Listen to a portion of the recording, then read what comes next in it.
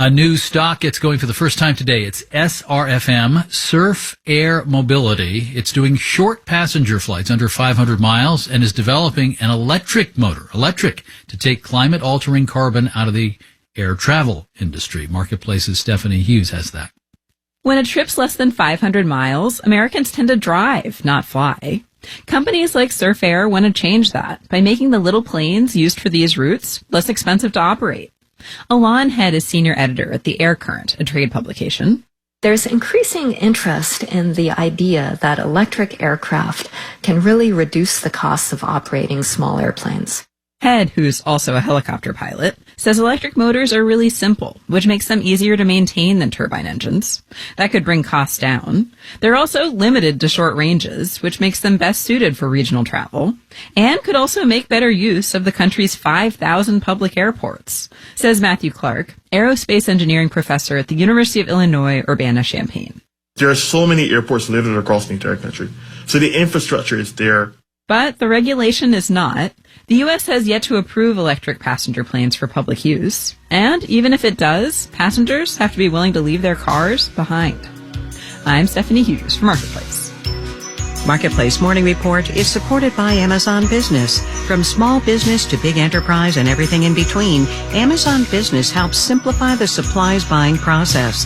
Amazon Business, your partner for smart business buying.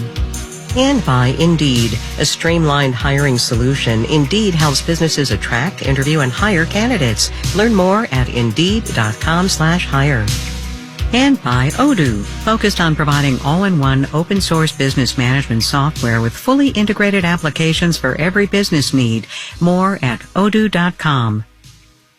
Not to be a nudge, but if you can't go out because of the heat, maybe use some of the indoor time to review personal finances. Pieces of a new law on retirement savings go into effect next year that are a reminder for people 50 and over to keep an eye on the extra bits of money they're allowed to sock away. Marketplace's senior economics contributor Chris Farrell is here with that. Hello.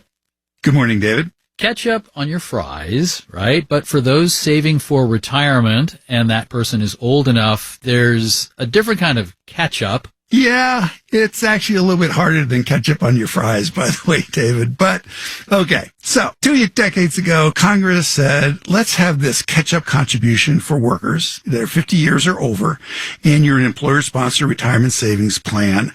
And the latest figures for those who are 50 years and older is that they can put in an additional contribution of $7,500. Now, David, that's on top of the maximum $22,500 per year that anyone can put into a company-sponsored 401k plan. So the regular amount plus the catch-up extra equals $30,000 that you could save if you had the money to do that each paycheck. Right. I mean, most workers ages 55 to 64 with access to an employer-sponsored retirement savings plan, they've only set aside enough to generate a few $100s a month in retirement income. And if you look at the Federal Reserve data, it suggests that the typical near retiree has $144,000 in retirement savings. The mutual fund company Vanguard found that the typical worker near retirement has $71,000 in their 401k.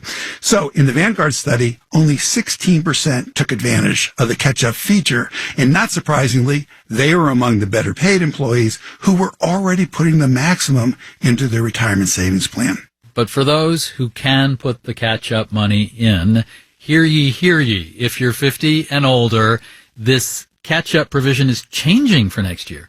So for 401k participants earning $145,000 or more in the prior year, the catch-up contributions will no longer be made in tax-deductible dollars.